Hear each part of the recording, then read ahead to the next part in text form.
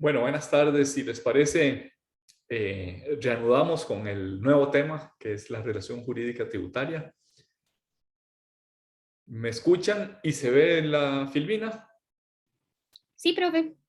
Ah, bueno, gracias. Gracias. Eh, Pregunto, ¿han tenido dificultad para contactarse con sus compañeros del grupo de trabajo? ¿Está todo en orden? ¿Hay algo que quisieran comentarme?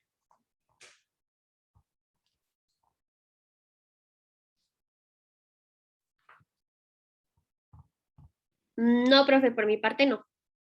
Bueno, gracias.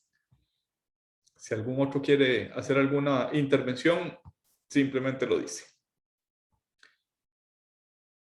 Vamos a pasar al tema de la relación jurídica tributaria. Recordarán que hablamos que el derecho tributario moderno nace con la Ordenanza General Tributaria Alemana de 1919, cuya teoría del fenómeno impositivo es el de la relación jurídica tributaria. Es a partir de entonces cuando se da un salto cualitativo de las relaciones meramente de poder a relaciones jurídicas, a relaciones mediadas por la Constitución y por las leyes. Y explica la doctrina alemana de esa ordenanza de 1919, explica que el fenómeno tributario es similar, se parece a las relaciones de deuda propias del derecho civil o mercantil. Son relaciones personales en las que hay un sujeto acreedor y hay un sujeto deudor. Y a eso le llama la Ordenanza General Tributaria Alemana, y después de esa ordenanza, la totalidad de la doctrina le llama la relación jurídica tributaria. Vamos a dedicar pues el resto de la clase de hoy y la clase del jueves y quizás algún pedacito de la de iniciando la próxima semana a qué es esa teoría de la relación jurídica tributaria. Y este es el índice de lo que quisiéramos comentar, que son la relación en singular, y sin embargo hay prestaciones, hay variedad de prestaciones. ¿Cómo se configura jurídicamente el tributo? ¿Cuál es la obligación tributaria en singular por antonomasia? Y las obligaciones, como podrían ser los derechos, perdón, las obligaciones formales.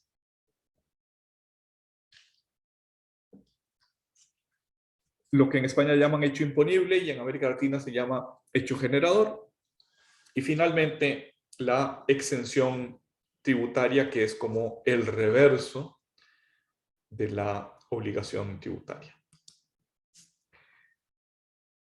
¿Qué es relación jurídico-tributaria? Dice la Ley General Tributaria Española, es el conjunto de obligaciones y deberes, derechos y potestades originados de la relación, perdón, por la aplicación de los tributos. Obligaciones y deberes, normalmente estamos hablando del sujeto pasivo, del contribuyente, pero que también tiene derechos, y los derechos vistos desde el punto de vista del sujeto activo, es decir, de la administración tributaria, suelen recibir el nombre de potestades, es decir, es un poder, una potestad es un poder, una facultad de uso obligatorio. La administración tributaria no puede dejar de ejercer esas facultades llamadas potestades. ¿Qué es la relación jurídica? El conjunto, todas las relaciones que hay entre el sujeto activo y el sujeto pasivo. Dice la Ley General Tributaria Alemana que de esa relación jurídico-tributaria pueden derivarse obligaciones materiales, materiales quiere decir pecuniarias, de contenido económico, y formales, es decir, todas las que no tienen, por lo menos directamente, un contenido económico, como podría ser la obligación de emitir facturas, la obligación de presentar declaraciones, la obligación de presentar información de terceros, la obligación de llevar contabilidad. Todo eso se suele englobar en unas obligaciones que se llaman formales por oposición a las materiales, que son las que tienen contenido material o económico. Entonces, de la relación pueden derivarse obligaciones materiales y formales para el obligado tributario, pero también para la administración. La administración tributaria puede tener obligaciones. Además, no es infrecuente que las obligaciones, por ejemplo, materiales del habitual sujeto pasivo se conviertan en posiciones activas. El que normalmente tiene posiciones pasivas puede tener posiciones activas, puede ser acreedor de la administración tributaria si ha sufrido retenciones en exceso o ha hecho pagos indebidos o ha hecho pagos a cuenta y después el tributo no se ha causado en la magnitud que presume el artículo 22 de la Ley del Impuesto sobre la Renta. Del lado activo de la obligación tributaria, del lado activo de la relación jurídico-tributaria, es decir, del lado del ente público, también está la potestad de imponer sanciones en caso de incumplimiento de las obligaciones. Esa potestad nunca la tiene un sujeto particular. El sujeto particular no puede multar o imponer alguna otra sanción a la administración tributaria si incumple con las obligaciones que le competen. El ius puniendi, el derecho de imponer castigos, el derecho de castigar, es una típica potestad pública, nunca del particular.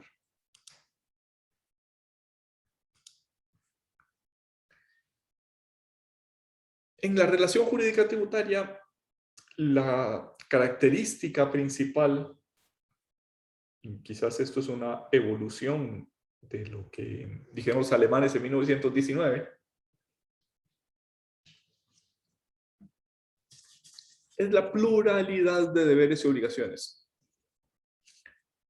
Mientras que los alemanes estudiaban comillas, en singular, la obligación tributaria, cuyo contenido era económico, cuyo contenido era de deuda, cuyo contenido se parecía al derecho de las obligaciones civil y mercantil.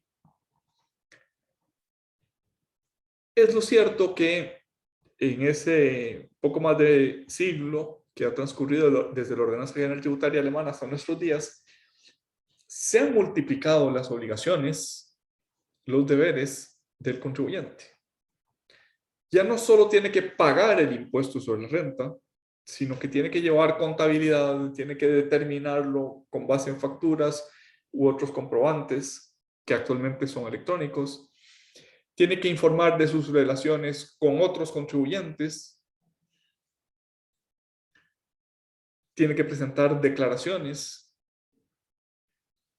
Tiene que tener un sistema informático que le permita hacer facturas digitales o electrónicas.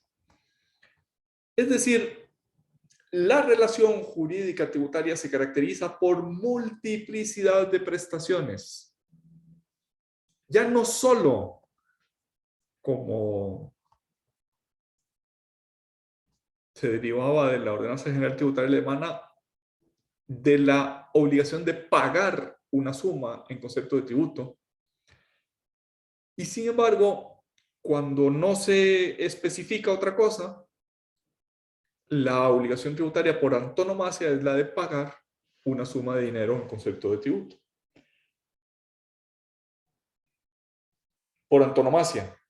Cuando no hay otras razones de contexto que nos indiquen que estamos hablando de otra obligación, estamos hablando de la obligación de pagar una suma de dinero, que también se llama, por esa misma razón, la obligación principal.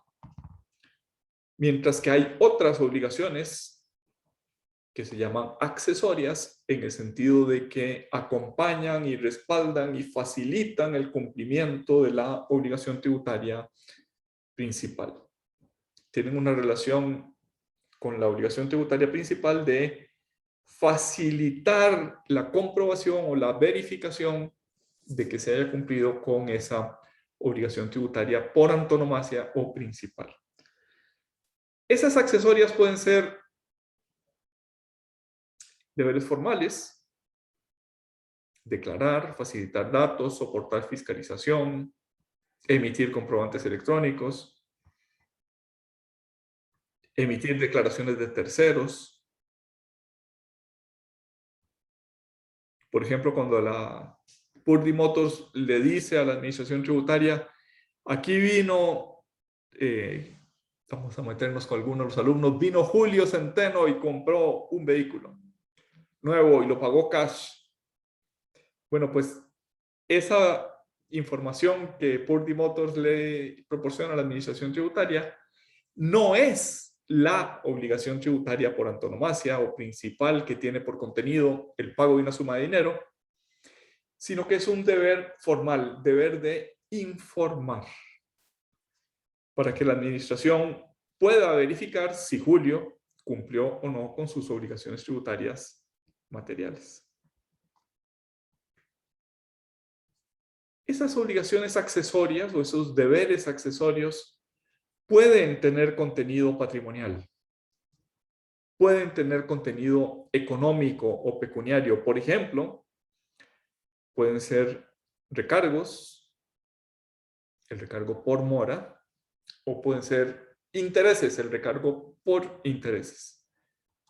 Junto a la obligación tributaria principal del pago del tributo, si se hace en forma extemporánea, puede haber un recargo que tiene también contenido económico.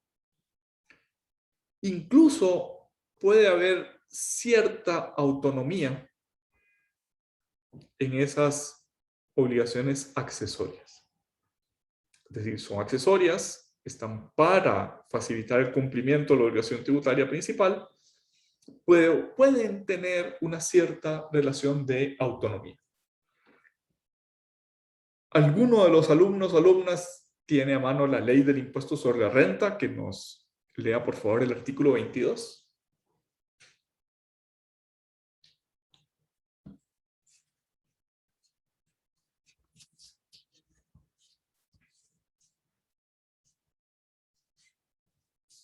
¿Algún voluntario que tenga el artículo 22 de la ley del impuesto sobre la renta a mano?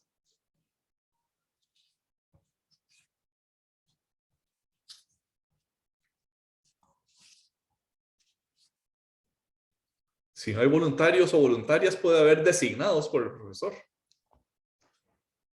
Profe, artículo 22. Sí, por favor, gracias Eliana por venir en mi rescate. Profe, usted me dice si este es el artículo correcto, el de pagos parciales del impuesto. Ese mero. Ok, perfecto. Dice, artículo 22, pagos parciales del impuesto.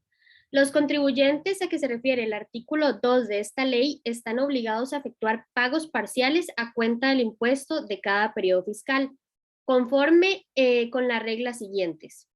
Inciso A, servirá de base para calcular las cuotas de pagos parciales el impuesto determinado en el año inmediato anterior o el promedio aritmético de los 3 últimos periodos fiscales, el que fuere mayor.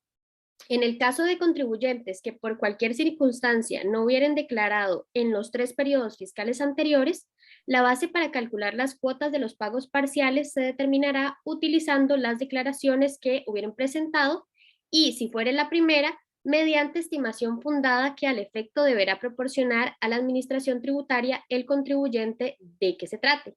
Dicha estimación deberá presentarse a más tardar en el mes de enero de cada año.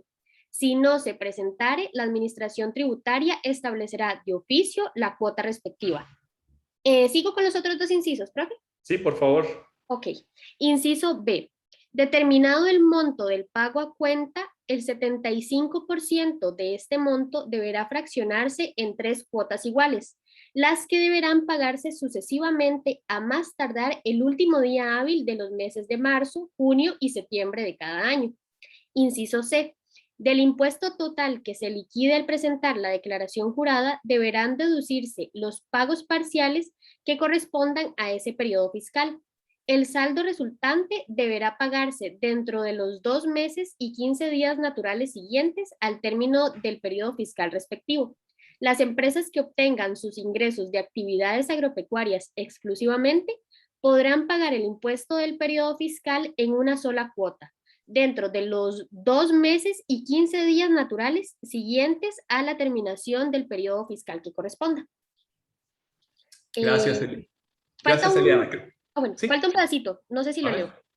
Dice, la administración tributaria podrá rectificar las cuotas de los pagos parciales cuando los contribuyentes lo soliciten por escrito, antes de la fecha de su vencimiento y demuestren satisfactoriamente ante esta dependencia que la base del cálculo está afectada por ingresos extraordinarios o cuando se prevean pérdidas para el periodo fiscal del que se trate.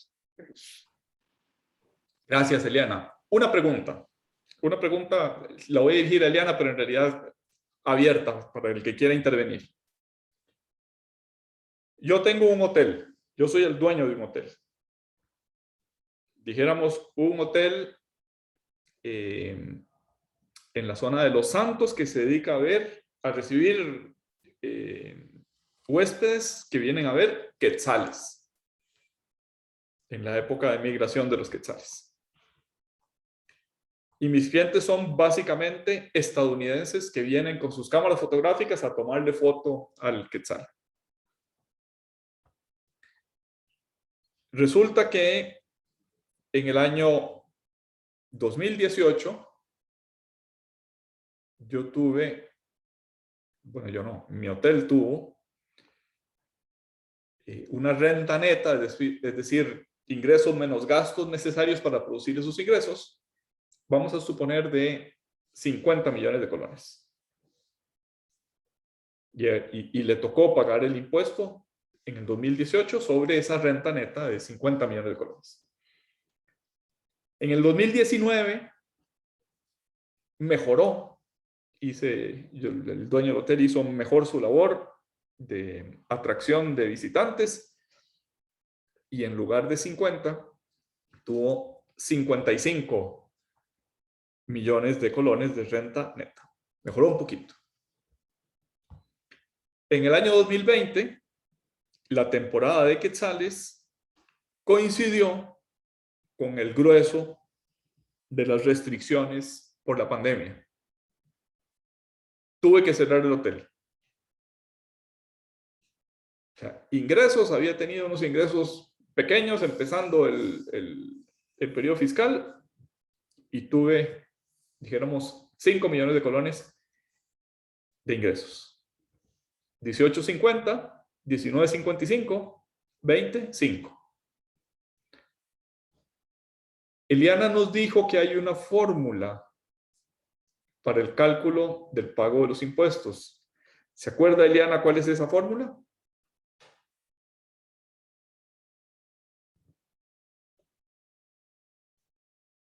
Profe, perdón, estaba silenciada. Sí, que era el de la base para calcular las cuotas, profe, de los Sí, pagos parciales. sí. Ah, sí, ese era, vamos a ver, era la base para calcular, había que calcularlo, si no me equivoco, con las cuotas de los pagos parciales presentados en los últimos 3 periodos fiscales. No. Y, Con el impuesto pagado en los últimos 3 periodos fiscales. ajá, sí, o sea, se podía hacer del impuesto determinado en el año inmediato anterior o de los 3 últimos periodos fiscales. Sí, en ese caso, si era de los 3 periodos fiscales, entonces se calculaba con el que fuere mayor de esos 3. No. ¿El promedio de los 3 o el Ajá, último? El que sea sí, mayor entre el promedio y el último. es que me acuerdo que el artículo decía que servirá de base para calcular las cuotas de pagos parciales el impuesto determinado en el año inmediato anterior. Sí, O entonces si no, en el año 2021, el impuesto determinado en el año anterior es el que pagué sobre ¿cuánto? Si yo soy el Hotel Quetzalero. no me acuerdo cuáles eran los montos que usted nos había dado, profe. 5 millones. Ajá, 5 ok. millones de renta neta. Ok, ok. ¿Verdad? No sé cuánto es el impuesto que corresponde a 5 millones, pero si la renta neta es 5 y la del 19 era 55 y la del 18 era 50, es el promedio de impuesto que hubiera correspondido a esas bases imponibles. 50, 55, 5. Entonces, me toca o bien el año anterior, el 2020, o bien el promedio de los últimos 3 años, lo que sea mayor. ¿Se entiende? Sí, ahora sí. Ujú. ¿Qué es mayor, el promedio de los últimos 3 años o el año anterior? El promedio de los 3 años, profe. El promedio, porque el último año fue muy malo. El año más reciente prácticamente estuvo cerrado el hotel. ¿Qué opinan ustedes? Eso es para calcular el impuesto del año 2021, los pagos a cuenta del impuesto del año 2021. ¿En el año 2021 mejoró sustancialmente la situación de este hotel quetzalero o no? ¿Qué opinan ustedes?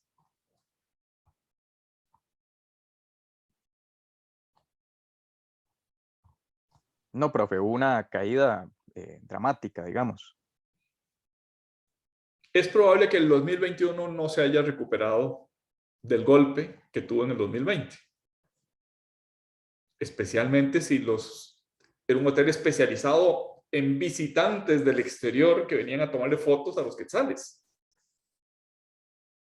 El tránsito internacional de personas para ese tipo de propósitos se ha habido drásticamente disminuido. Es posible, más aún es muy probable, que ese hotel en el 2021 tenga ingresos similares a los del 2020. 5 millones de colones nada más de renta neta. El último párrafo que nos leyó Eliana, el párrafo final del artículo 22, permite pedir readecuación, permite pedirle a la administración tributaria, mira, la fórmula de cálculo dice que el promedio de los últimos 3 años, pero este año realmente es muy malo, no me hagas pagar unos pagos a cuenta del impuesto sobre un promedio porque no voy a llegar a ese promedio. ¿Se entiende lo que quiero decir?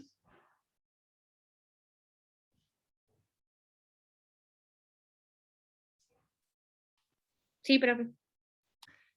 Le digo a la administración, disminúyeme el pago parcial de este año, porque si no hago esa gestión, si no se lo pido a la administración tributaria, como el pago a cuenta del impuesto tiene cierta autonomía, y subrayo cierta autonomía respecto del impuesto, ello significa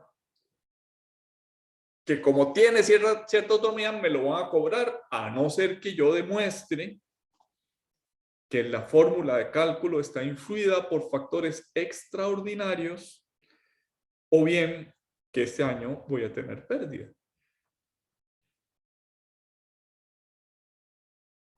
En el Financiero de esta semana sale un articulito que escribí sobre cómo se pide esa readecuación de pagos parciales.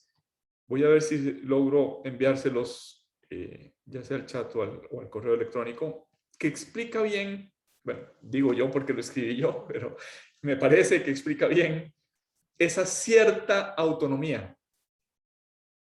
Cierta autonomía quiere decir que la autonomía no es completa, que tiene alguna autonomía respecto a la obligación tributaria principal, que es el pago del impuesto sobre la renta. Pero que es en algún grado autónomo porque tengo que hacer pagos a cuenta que se imputarán al impuesto sobre la renta que finalmente se cause, aunque todavía no se haya causado.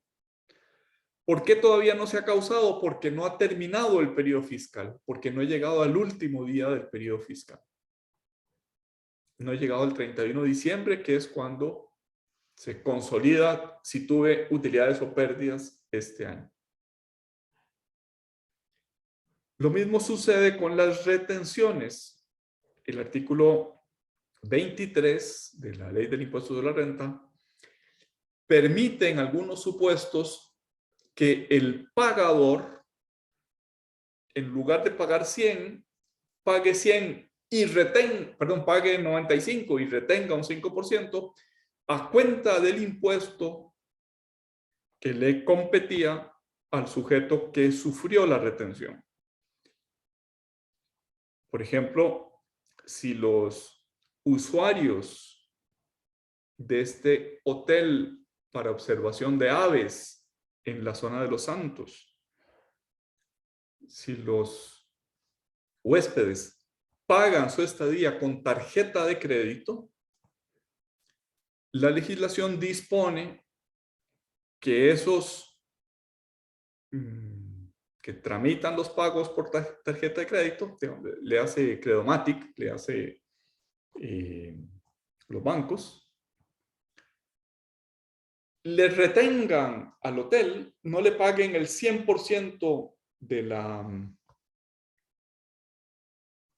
tarifa de hospedaje, de la noche de hospedaje, sino que le retengan un porcentaje a cuenta del impuesto sobre la renta del hotel y se lo entregan a la administración tributaria. Cuando digo que tiene cierta autonomía, el banco no tiene idea de si el hotel va a tener utilidades o pérdidas. No tiene idea el banco si aquel hotel va a tener realmente impuesto que pagar al final del año. Es muy probable que este año no tenga que pagar nada. Y sin embargo, el banco tiene la obligación de practicar esa retención de manera hasta cierto punto, con limitaciones, autónoma. Esto que venimos diciendo, o sea, la pluralidad de obligaciones, la existencia de una obligación principal y unas accesorias, incluso unas accesorias que tienen cierta autonomía respecto de la obligación tributaria principal, ha llevado a la doctrina a decir que la relación jurídica tributaria es una relación jurídica compleja. Cuando yo estudiaba Derecho hace muchos años, en el milenio pasado, con frecuencia llegábamos a esa conclusión. Es una relación jurídica compleja. Después de haber estudiado, pues no sé, el instituto del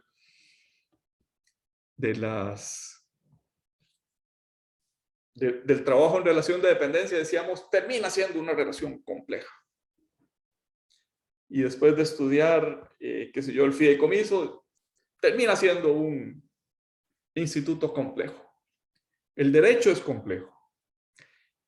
Pero en este caso la complejidad viene dada porque los deberes y las obligaciones, además de ser variados, y normalmente se dan todos, todo el espectro de obligaciones y deberes en torno a y para dar cumplimiento a la obligación tributaria material,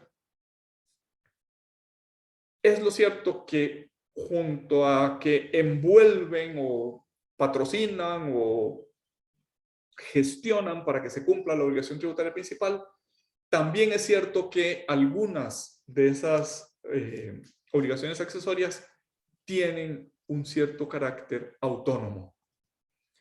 No es plenamente autónomo, no tiene plenamente autonomía. Si tuvieran autonomía, no existiría el párrafo final del artículo 22 que Eliana nos hizo el favor de leer.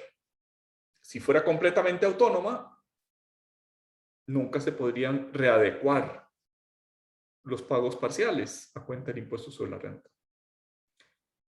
Tiene cierta autonomía si no se justifica a la administración tributaria la pertinencia de hacer un ajuste en esos pagos parciales, entonces hay que hacerlos sin el ajuste. Hay que hacerlos autónomamente. Ese ajuste, esa disminución, ese recálculo, no lo puede hacer el contribuyente por sí mismo. Forma parte de las potestades de la administración autorizarlo o no autorizarlo. Y ya dijimos en una ocasión anterior que potestad quiere decir facultad de uso obligatorio. No puede negarse la administración tributaria a decir, no, pues los hoteles están muy bien, pero también el erario público en año de pandemia se ha visto muy afectado. No voy a conceder disminuciones a los pagos parciales. No, esa potestad está hecha para ser ejercida. No se puede dejar de hacer uso de ella. Y lo vamos a dejar por ahí el día de hoy, para que no digan que este profesor hace lo mismo que el que me precede, que me extiendo más allá. Me parece que fue Miriam la que me dijo que el entusiasta profesor anterior a veces se extiende. Ay, profe, qué pena, no lo dije por usted, pero es que, sí, es que nosotros tenemos clases, yo tengo clases hoy todo el día, de verdad, qué pena me da, pero No, apenas ninguna hay pena, no se tiempo, preocupe. apenas hay tiempo de respirar y volver con la otra clase. Está Qué bien. pena, disculpe. No se preocupe. No se preocupe. Pero está muy interesante la clase. Por mí yo amanecería escuchándolo, pero sí, ahí tengo otras responsabilidades, qué pena. No se preocupe, no se preocupe.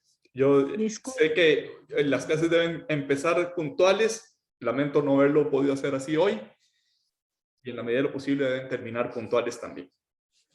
Muchas gracias por su atención y nos vemos el jueves, si Dios lo permite. Gracias. Bueno, hasta luego, disculpe, muchas gracias. Gracias, profe. Gracias, profe. A ustedes.